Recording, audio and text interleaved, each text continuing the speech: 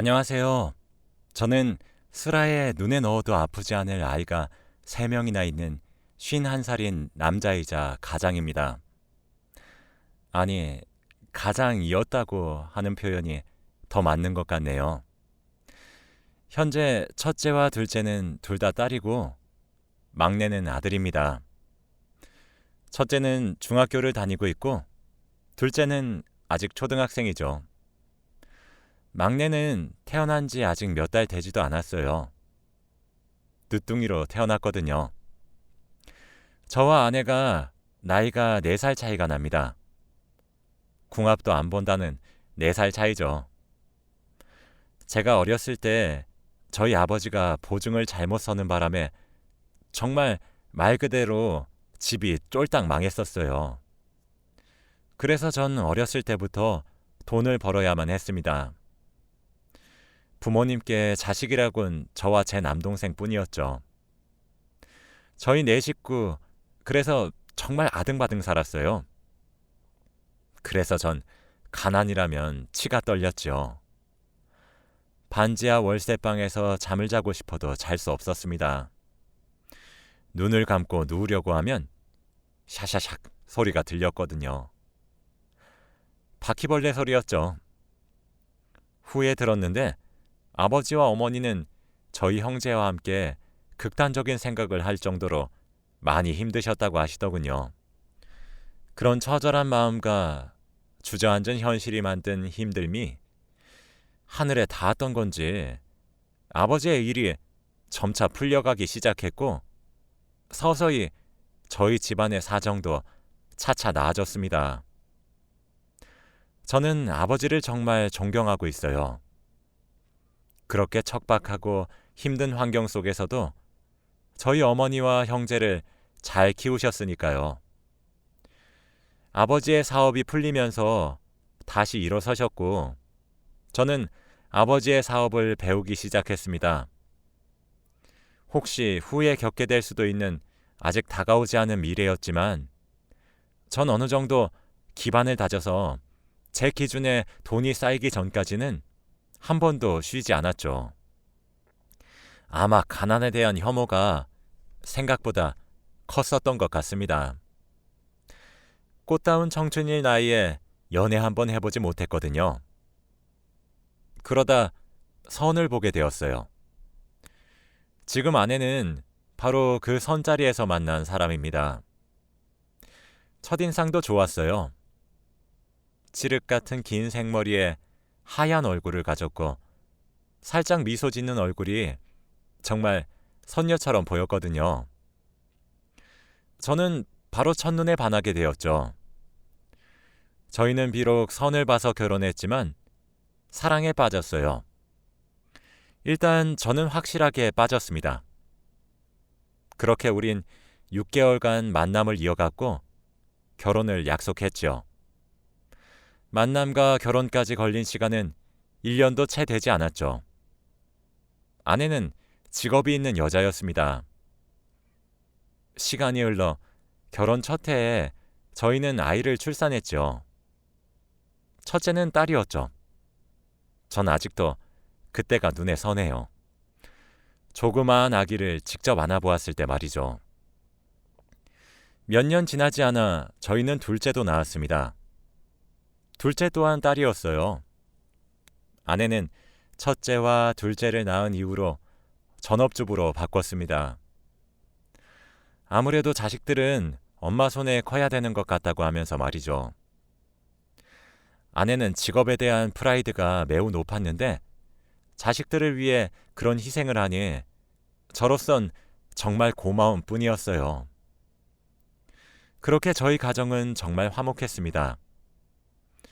저희 집에서도 시집살이에 시옷자도 꺼내지 않았고 처가댁에서는 사위는 백년 손님이라며 어화둥둥 해주셨죠. 전 아버지 사업을 물려받아 일을 하고 있어서 아이들을 키우는 데에 있어 재정적인 부담도 없었어요. 완벽했습니다. 시간이 많이 흘러서 젊었을 적 뜨거운 사랑은 사라졌지만 전 여전히 은은하게 아내를 사랑하고 있었죠. 그런데 몇 달 전 네 식구가 모여서 저녁을 먹고 있었는데 아내가 제게 할 말이 있다고 하더군요. 밥을 먹으면서 하라고 했더니 둘이서 할 얘기라고 하더라고요. 사춘기인 첫째는 뚱하게 앉아 밥만 먹었고 한창 호기심이 왕성한 둘째는 무슨 비밀이냐고 하며 캐물었죠. 조금 지나서 안방에서 둘이서 이야기를 했습니다. 그런데 아내는 제게 할 말이 있다고 부르고 난 뒤 말없이 물건을 하나 건네어 주더군요. 그건 임신 테스트기였습니다. 두 줄이 떠 있었죠. 저는 너무 당혹스러워서 이게 뭐냐고 물어봤어요. 그랬더니 아내는 여보, 요즘 그날이 찾아오지 않길래 나도 이제 나이가 있으니까 폐경이구나 했었어. 그런데 오늘 속이 너무 메스껍고 몸살 기운도 있는 것 같고 딱 우리 애들 임신했을 때랑 똑같더라고. 그래서 혹시 몰라서 낮에 약국에 가서 임신 테스트기를 했더니 두 줄이 나왔어. 그러고 바로 산부인과에 가서 검사를 했더니 임신 8주래. 라고 얘기를 하며 제게 초음파 사진도 건네더라고요. 전 얼떨떨해서 한참이나 초음파 사진만 뚫어져라 쳐다봤습니다. 아무런 말도 하지 않은 제 반응이 어색하고 무서웠던 건지 아내는 옆에서 말을 계속 걸었어요. 저는 여보, 그래도 우리 나이가 있잖아. 이러다가 여보 몸이 상하면 어떡하려고. 라고 조금 회의적이게 말을 했죠. 아내는 그래도 이미 생긴 아이잖아. 난 낳고 싶어. 당신이 돈을 못 벌어다 주는 것도 아니고. 응? 이라며 낳자고 하더라고요. 그래서 저희 부부는 신이 주신 선물이라고 생각하기로 했어요. 늦둥이지만 낳기로 결심했죠. 아무래도 아내가 나이가 있는지라 임신 기간 저희 가족 모두가 지극정성으로 대했어요. 아이 태명도 행복이라고 지었죠. 이제 애들도 학교에 들어가기도 했고 아무래도 딸 자식들이라 사춘기가 오면서 아빠를 멀리해서 서운하던 차였는데 행복하기도 하더라고요. 행복이는 아들이었습니다.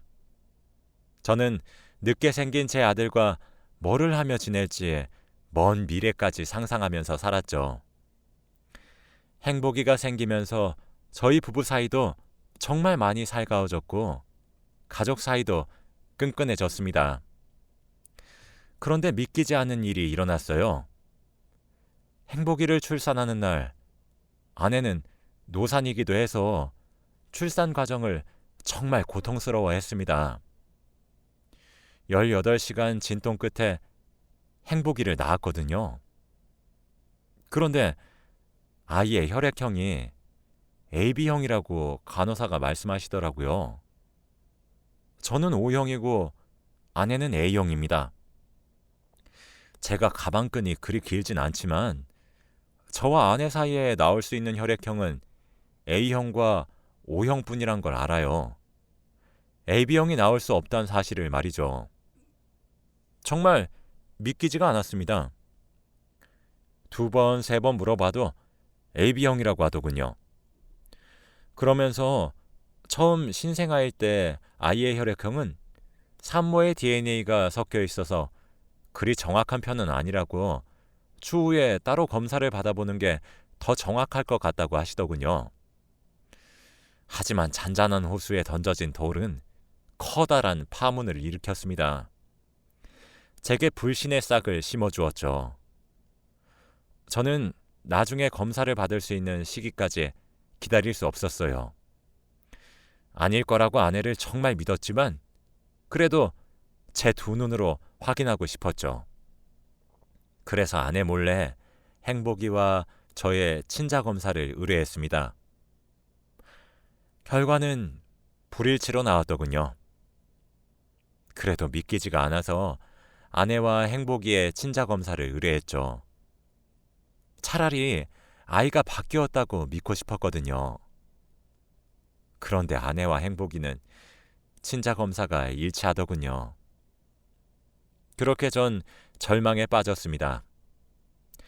마음 같아서는 아내에게 소리를 지르고 화를 내고 싶었어요. 하지만 어떻게 며칠 전에 노산으로 아이를 힘겹게 낳은 아내에게 그럴 수 있었겠습니까? 아내는 제가 뒤에서 이런 검사를 한 것은 꿈에도 모르는지 행복이와 제가 어디가 어떻게 닮았는지 제잘제잘 떠들어대더군요. 그래서 그냥 이 사실을 제 가슴에 묻기로 결심했습니다. 이미 낳아버린 아이고 저와 아내 사이에는 첫째 딸과 둘째 딸이 있었으니까요. 마음 같아서는 저도 용서하고 싶지 않았지만 아이들을 위해 덮고 넘어가려고 했어요. 비록 행복이가 제 혈통으로 생긴 아이는 아니었지만 아내가 임신한 동안에 아내뿐만 아니라 저도 행복이를 제 자식이라고 여겼으니까요. 아내가 몸을 추스리고 난 후 그 부분은 정리하고자 마음먹었습니다. 그리고 이왕 이렇게 마음을 먹은 거 전 더 이상 저와 아내 사이에 자식이 없어야 된다고 생각했어요. 제 불안의 씨앗을 사라지게 만들기 위해서였죠. 그래서 그 발걸음을 내딛고자 했습니다.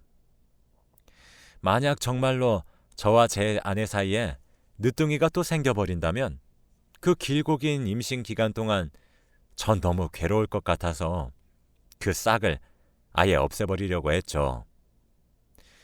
비뇨기과에 내원해서 더 이상 아이를 가지지 않을 수 있는 수술을 하고 싶어서 왔다고 했어요. 정관 수술을 하는 이유는 아이가 셋이라서 하고 싶어서 그런다고 말을 했죠. 그리고 검사를 받았는데 진짜 전 믿기지 않는 결과를 듣게 되었습니다. 제가 원래부터 임신 계획조차 할 수 없는 몸이라고 말씀해 주시더라고요. 의사 선생님은 제게 결과를 알려주시며 조심스레 말씀을 했습니다. 슬아의 자녀가 셋이 있다고 했는데 친자 검사를 의뢰해 보는 것이 어떻겠냐고 말이죠. 진짜 그 결과를 들었을 때의 참담함과 비참함, 그런 온갖 감정이 들었어요. 말로 표현이 잘 안 되었던 것 같네요. 정말 딱 미치고 팔짝 뛴 노릇이었죠. 무슨 정신으로 집으로 돌아왔는지 모르겠습니다. 집으로 돌아온 저는 일단 아무렇지 않은 척을 했어요. 그리고 모두가 잠든 시간에 일어나서 정말 눈물을 머금고 아내와 제 두 딸의 머리카락과 칫솔을 챙겼어요. 다음날 제 머리카락과 칫솔과 함께 친자 검사를 의뢰했습니다. 당연히 결과는 제 자식들이 아니라고 나왔죠. 아내와는 일치했고 저와는 불일치했거든요. 아마 첫째와 둘째 둘 다 A형이라 제가 그 긴 세월 동안 모르고 지낼 수 있었나 봅니다. 사람이 너무 커다란 분노를 마주하게 되면 오히려 냉정해진다더니 제가 딱 그랬어요. 반백년을 넘게 살았어도 이런 일은 어떻게 헤쳐나가야 할지 감이 잡히지도 않더라고요. 전 회사에 휴가를 하루 냈습니다. 두 딸은 낮에 학교를 갔고 늦둥이인 행복이는 아내가 노산으로 힘들어해서 고용한 도미에게 맡기고 작은 방에 잠시 들어가 있어 달라고 했어요. 안방에 아내와 저만 남았죠. 아내는 여보, 갑자기 무슨 일이야? 하며 의아스럽게 저를 쳐다보더군요. 저는 당신 나한테 할 말 없어? 라고 물었습니다. 아내는 갑자기 무슨 소리냐며 영문을 모르겠다는 표정으로 저를 올려다보더군요. 저는 당신 나한테 숨기고 있는 거 없냐고 라고 차분하게 물었죠. 사실 저는 그때도 이미 늦었지만 아내가 제게 진실을 이야기하고 제게 진심을 다해 미안하다고 빌며 용서를 구했다면 용서를 했을 것 같아요. 하지만 아내는 뻔뻔했죠. 여보, 갑자기 무슨 뚱딴지 같은 소리야. 오늘 출근 안 해도 돼? 라며 말을 돌리는 아내에게 저는 조용히 서류를 내밀었습니다. 첫째와 둘째, 그리고 막내까지 저희 부부와 친자 검사를 한 내역이었죠. 아내는 제가 내민 서류에 처음엔 의아하다는 듯 받아들이고 읽기 시작하더니 점차 사색이 되어 가더라고요. 얼굴색이 점차 창백해지더라고요. 당신 어떻게 나한테 이렇게 끝까지 뻔뻔하게 나와? 내가 그래도 정말 당신 입으로 듣고 싶었어.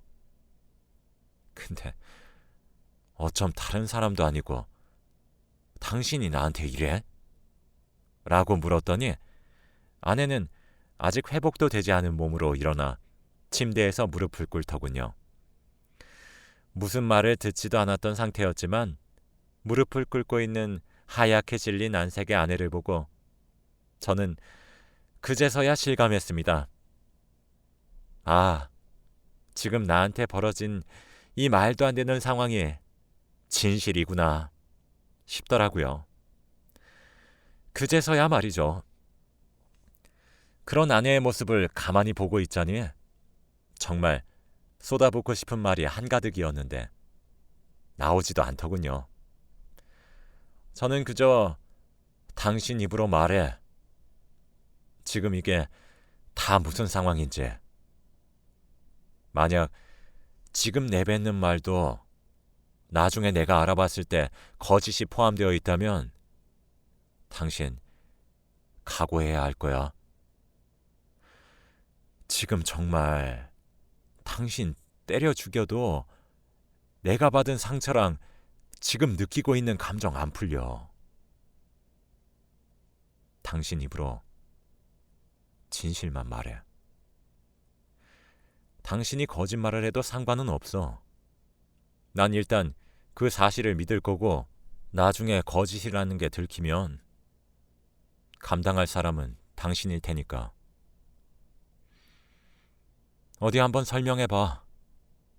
라고 차분히 말할 뿐이었죠. 그렇게 전 그날 아내에게 모든 진실을 듣게 되었습니다. 정말 기가 막혔죠. 사실 그때 느낀 감정은 표현을 할 수 없을 정도입니다. 아내가 끄끄 울면서 털어놓았어요. 사실 당신이랑 선을 보기 전에 나 원래 사랑하는 사람 있었어. 근데 그 사람 직업이 변변찮았어. 막노동을 하는 사람이었거든. 당연히 우리 집에선 그 사람과 결혼하는 것을 반대했지. 그렇게 거의 강제로 선자리를 나가게 되었고 그때 어거지로 나간 선자리에서 만난 사람이 바로 당신이야. 당신은 괜찮은 사람이었어. 돈도 잘 벌었고 착했고 다정했으니까 집에서는 그 사람과 정리하고 당장 당신이랑 결혼을 하라고 종용하기 시작했었어. 그래도 난 흔들리지 않아야 되겠다고 생각했지. 근데 그때 내가 임신을 하게 된 거야. 나는 내 아이가 부족하더라도 사랑만 받고 자라길 바랬어. 그래서 당시 그 남자에게 임신했다고 털어놨었지. 그런데 도망가 버렸어. 남겨진 나에게 당신 말고는 선택지가 없었어. 이미 내 뱃속에 자리 잡고 있는 새 생명을 지운다는 생각은 하지도 못했지. 이왕 이렇게 된 거 평생 당신에게 죄인이라 생각하고 살더라도 내 뱃속에 있는 아이는 풍족한 환경에서 태어나 다정한 당신에게 사랑받고 자라길 바랬어. 그래서 당신이랑 사랑을 나누고 난 뒤에 결혼을 했어. 그러고 평화로웠고 난 나름대로의 행복을 찾았어. 나도 당신에게 최선을 다해야겠다고 다짐했었고, 무엇보다 아이를 예뻐하는 당신이 너무 좋았었거든. 그런데 몇 년 뒤에 그 사람이 날 찾아왔더라고. 어떻게 알고 찾아온지는 모르겠어. 근데 갑자기 아이를 보고 싶다고 하면서 첫째를 보여달라고 하더라고. 그렇지 않으면 당신에게 가서 모든 진실을 까발리겠다고 협박하면서 말이야. 난 절대 그럴 수 없다고 그렇게 말했어. 지금 내 남편에게 진실을 말할 수도, 그리고 잘 지내고 있는 우리 아이에게 혼란을 줄 수도 없다고 했어. 그랬더니 내게 돈을 요구했어. 5천만 원만 주면 조용히 포기하고 떠나겠다고 하더라. 적금 하나 깨서 돈을 마련해서 줬어. 2번 다시 내 눈앞에 나타나지 말아달라고 하면서, 그리고 내게 말도 안 되는 요구를 했어. 난 선택지가 없었어. 비록 죄인으로 시작해 이룬 가정이지만 난 그 평화를 깨고 싶지 않았거든. 그래서 결국 난 그 조건을 허락하는 대신 2번 다시 나타나지 않겠다는 약속을 받았지. 아마 그날 둘째가 생긴 걸 거야. 나도 처음엔 둘째가 그 사람 아이인 줄 몰랐어. 그런데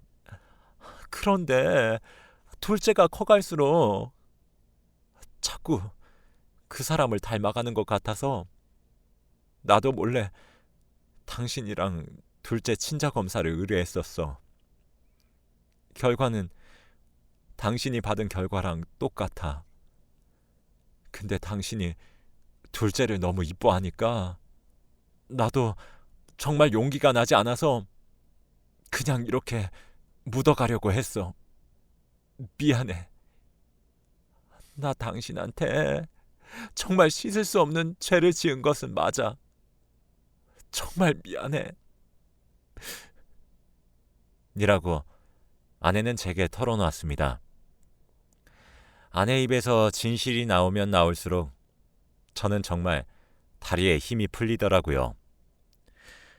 털썩 주저앉은 저는 그래. 첫째랑 둘째는 그렇다 치자. 그럼 행복이는 뭐야? 행복이는 누구예요? 라고 소리쳤죠. 아내는 한동안 아무런 말을 하지 않고 입술만 달싹였습니다. 지금 당신이 여기서 나한테 더 숨길 일이 있단 거야? 당장 말 안 해? 라고 다그치자 아내는 입을 열었죠. 행복이는 아마 혜민이 아빠일 거야. 저는 그때 맥이 탁 풀렸습니다. 혜민이는 첫째 딸의 단짝 친구거든요. 지금 같은 중학교, 같은 반이죠. 초등학교 때부터 꼭 붙어 다녔던 아이입니다. 아내는 나도 정말 그러려고 그랬던 게 아니야. 당신도 알다시피 혜민이 아빠 부인이랑 사별하고 혼자 키우잖아. 첫째 학부모 회의할 때나 뜨문뜨문 보다가 한번 만나서 밥을 같이 먹은 적이 있었거든. 근데 너무 다정하더라고. 사실 당신이랑 15년 가까이 결혼 생활을 하면서 우리 점점 소원해져 갔잖아. 그래서 정말 잠깐 느끼는 봄바람이라고 생각했어. 근데 미안해. 라고 하더군요. 전 결국 끝까지 붙잡고 있던 이성의 끈을 놓아버렸습니다. 당신 미쳤어? 정신이 어떻게 된 거 아니야? 남자의 눈이 멀었어? 어떻게 하나도 아니고 셋을 속여? 어떻게 나를 이렇게 기만하냔 말이야! 만약 이번에 낳은 애도 혈액형 A형이었으면 날 평생 속일 작정이었단 거잖아. 그리고 당신은 우리 사이가 옛날처럼 불타는 사랑이 아니라서 그저 우리 관계가 소원해져서 불륜을 저질렀단 게 지금 자랑이야? 그게 말이나 된다고 생각해? 어쩜 그딴 걸 이유라고 갖다 붙이는 거야? 라고 소리를 질렀습니다. 아내는 제가 쌍욕을 하고 소리를 질러도 무릎을 꿇고 눈물을 흘리며 그저 미안하단 말만 앵무새처럼 반복했어요. 사실은 아내가 정말 최근에 낳은 아이 아빠가 혜민이 아빠가 아니라 결혼 전 그 남자의 아이였다고만 했어도 용서했을 겁니다. 애들이 무슨 죄가 있겠습니까? 안 그런가요? 이미 내 자식으로 10년 이상 키워왔고 그래서 아내를 용서했을 거예요. 그런데 막내의 아빠가 혜민이의 아빠라뇨. 첫째, 둘째 아빠도 그 사람인 것도 기가 막혀 죽겠는데 어떻게 첫째의 단짝 친구의 아버지란 작자가 막내의 아빠겠냐는 말입니다. 전 이혼을 결심했습니다. 이혼해. 협의 이혼으로 하자. 내가 그동안 같이 산 예정을 봐서 위자료는 청구하지 않을게. 그냥 조용히 몸만 가지고 나가. 당신이 날 속여먹은 그 10년이 넘는 세월 동안 첫째랑 둘째는 내가 딸로 생각을 해버렸으니까. 두 아이는 내가 계속 키울 거고 아이들이 커서 어른들의 사정을 이해할 수 있는 나이가 된다면 이혼하게 된 이유도 상세히 말할 거야. 근데 당신이 최근에 낳은 막내? 걘 내가 안 키워. 혜민이 아빠한테 가서 양육비를 내놔라 난동을 피우든 고성을 지르든 상관도 하지 않을 테니까 막내 데리고 몸만 조용히 나가. 라고 통보했죠. 아내는 제게 미친 듯이 빌기 시작했습니다.